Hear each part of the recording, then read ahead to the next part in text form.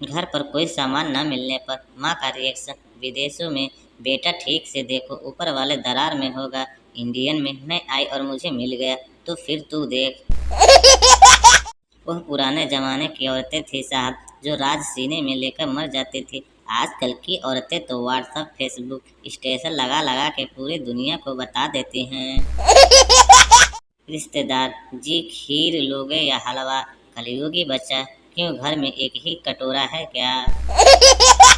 दोस्तों से problem share करना अच्छा होता है, इसीलिए नहीं कि वो सॉल्व कर देते हैं, बल्कि वो ऐसे ऐसे सॉल्यूशन देते हैं कि बंदा प्रॉब्लम ही भूल जाता है।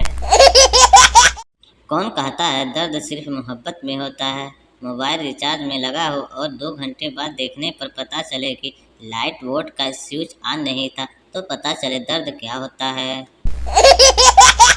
दोस्तों चुटकुले के बीच में मजेदार सवाल बताएं। 12 रुपए तेरे जेब में, 13 रुपए मेरे जेब में, तो बताओ कितना रुपए हुआ सब मिलाकर। गुटखे की ऐड करने वाले अभिनेताओं से निवेदन है कि टीवी पर लाइव आकर अपने बेटे को गुटखा खिलाकर एक मिसाल पेश की जाए। धन्यवाद। किसी सुबह सारे काम निपटा के घर गए काम वाले को शाम को उसका घर वाला लेकर आया।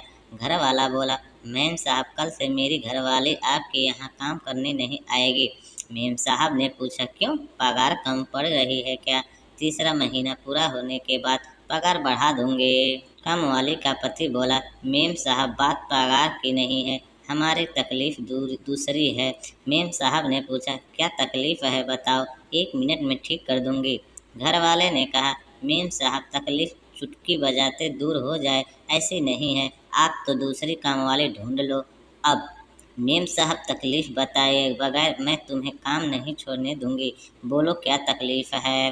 काम वाले का पति बोला, आप पूरा दिन अपने पति को डांटती फिटकारती रहती हो, यह सब देखकर यह भी सब सीखने लगी है।